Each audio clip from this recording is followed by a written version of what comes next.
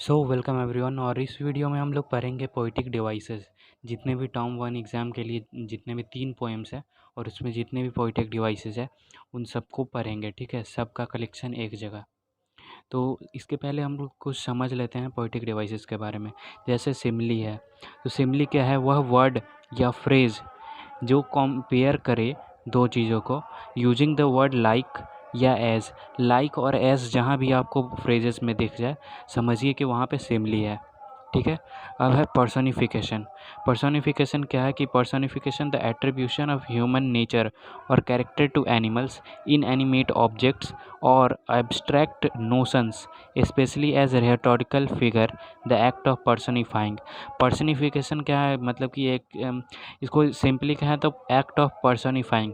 मतलब कि मतलब कि जब हम कोई ह्यूमन कैरेक्टर या ह्यूमन नेचर किसी नॉन लिविंग थिंग्स या फिर जो कि मूव नहीं कर पाए ऑब्जेक्ट, इनएनिमेट ऑब्जेक्ट्स, उन सबको जब हम ह्यूमन कैरेक्टर या क्वालिटीज़ देते हैं तो उसको कहते हैं पर्सोनिफिकेशन, ठीक है।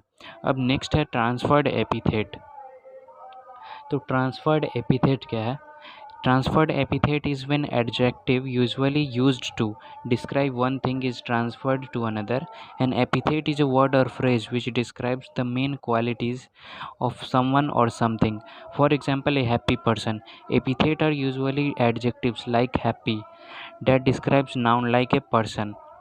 ठीक है। तो ट्रांसफर्ड एपिथेट क्या है कि जब कोई क्वालिटीज़ या कोई कैरेक्टर ऐसा दिखा जाए कि ट्रांसफ़र हुआ है दूसरे को, ठीक है, और ये यूजुअली एडजेक्टिव होता है, तो वहाँ पे ट्रांसफर्ड एपिथेट होता है। जैसे है ए हैप्पी पर्सन, ये नाउन को एज अ पर्सन शो करता है, ठीक है, डिस्क्राइब करता है। ये एडजेक्टिव होता है जो डिस्क्राइब करता है नाउन को लाइक ए पर्सन, ठीक है, किसी व्यक्ति के तरह। तो इसको कहते हैं ट्रांसफर्ड एपिथेट। अब जो सेकंड है वो है एलिट्रेशन। एलिट्रेशन क्या है कि जब सेम लेटर से शुरू होने वाला वर्ड बार बार आए, मतलब सेम साउंड से शुरू होने वाला वर्ड जो है वो 2 बार 3 बार आए, 2 से 3 बार, तो उसको कहते हैं एलिट्रेशन। 2 या 2 से ज़्यादा, उसको कहते हैं alliteration, repetition of same letter और साउंड। अब पोएम 1 के सारे पोएटिक डिवाइसेस देखते हैं। तो पोएम 1 में जो पोएम 1 है वो है माई मदर एट 66 बाई कमला दास। तो इसमें सारे पोएटिक डिवाइसेस देखते हैं। जैसे ट्रीज स्प्रिंटिंग, तो इसमें पर्सोनिफिकेशन है। इस चिल्ड्रेन स्पेलिंग आउट, यहाँ पे मेटाफर है। अब मेटाफर क्या होता है? ए वर्ड और phrase that is used in an imaginative way to show somebody or something that has same qualities as another thing। जबकि शो करते हैं कि किसी एक के पास वही क्वालिटीज़ है जो दूसरे के पास है, एक फ्रेज के थ्रू, एक इमेजिनेटिव वे में, तब उसको कहते हैं ये मेटाफर। जैसे चिल्ड्रन स्पेलिंग आउट, ये जो स्पेलिंग आउट है ये किसी और चीज़ का कैरेक्टर है, किसी जैसे मिल्क हो गया, स्पेल आउट ऑफ कंटेनर, तो उसका जो क्वालिटी वो जो है दूसरे का कैरेक्टर या क्वालिटी, वो यहाँ पे देखिए चिल्ड्रन में मतलब कि शो किया जा रहा है, तो इसको कहते हैं मेटाफर। जैसे हर words were knife in his heart, ये भी मेटाफर का एग्जाम्पल है। अब जो सेकंड है वो है simile. Smile and smile and smile, यहाँ पे रेपिटिशन है। जो पोइटिक डिवाइसेस है वो है repetition, smile and smile and smile में। अब नेक्स्ट देखते हैं। तो नेक्स्ट है face essence like a corps. तो देखिए यहाँ पे लाइक का यूज़ किया गया है। सेकंड है as a late winter's moon, तो यहाँ पे एज का यूज़ किया गया है, इसलिए इसको यहाँ पे जो पोइटिक डिवाइस है वो है सिमली, ठीक है। तो यहाँ पे पोइटिक डिवाइसेस है सिमली। अब है late winter's moon. Late winter's moon जो है यहाँ पे मेटाफर है, ठीक है। तो पोएम 1 के सारे पोइटिक डिवाइसेस कंप्लीट हो गए हैं। अब नेक्स्ट पोएम, तो ये जो पोएम है वो है सेकंड पोएम है an elementary school by Stephen Spender, ठीक है। तो अब इसके सारे पोइटिक डिवाइसेस देखते हैं। तो पहला है लाइक रूटलेस वीड। लाइक का यूज हुआ है इसलिए क्या है? Simile. Paper swimming boy and rat's eyes, ये दोनों जगह जो है paper swimming boy and rat's eyes, यहाँ पे मेटाफर है।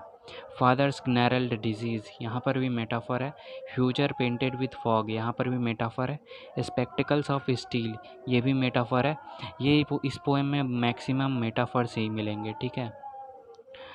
अब नेक्स्ट जो है वो है slum as big as doom. तो एज का यूज हुआ है इसलिए यहाँ सिमली है। हुज लैंग्वेज इज सन। यहाँ पे मेटाफर का यूज़ किया गया है। ये जो लाइन है ये बहुत ही इंपॉर्टेंट है और एमसीक्यू में पूछा जा सकता है इसका मतलब। तो इसका मतलब आप ऐसे समझ सकते हैं, history is written by those whose language has warmth and energy of sun. अब नेक्स्ट देखते हैं, far far from and break O break. यहाँ पे रेपिटिशन यूज़ किया गया है, ठीक है। 8 नंबर में भी फार फार फ्रॉम और ब्रेक ओ ब्रेक में रेपिटिशन है। अब नेक्स्ट जो है वो है सिविलाइज्ड डोम राइडिंग ऑल सिटीज़। यहाँ पे पर्सनिफिकेशन है। ये जो डोम्स है जितने भी वो सबको सिविलाइज्ड कहा गया, मतलब कि ये एक पर्सन का कैरेक्टर दिया गया, इसलिए यहाँ पे पर्सनिफिकेशन है। अब नेक्स्ट है awarding the world its own it's world. यहाँ पे मेटोनिमी है पोइटिक डिवाइसेस, ये बहुत रेयर है, ये नहीं पूछा जा सकता है। अब कुछ और है, गस्टी वेव्स हो गए, gusty waves, sour cream walls, all their future painted with a fog, sealed in with a lead sky, from fog to endless night, their time and space are foggy slum. ये सब में, इस सब phrases में metaphor use हुआ है, ठीक है। तो ये सारे फ्रेजेस ध्यान में रखिएगा। अब पोइम 3 देखते हैं। पोइम 3 है keeping quiet by Pablo Neruda.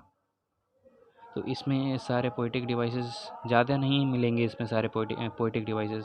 जैसे सडन स्ट्रेंजनेस हो गया, यहाँ पे एलिट्रेशन यूज़ हुआ है। कोल्ड सी में ट्रांसफर्ड एपिथेट, विदाउट रस विदाउट इंजन से repetition, earth can teachers when everything, यहाँ पर्सोनिफिकेशन यूज हुआ है। When everything seems dead, transferred epithet use हुआ है। तो सारे पोइटिक डिवाइस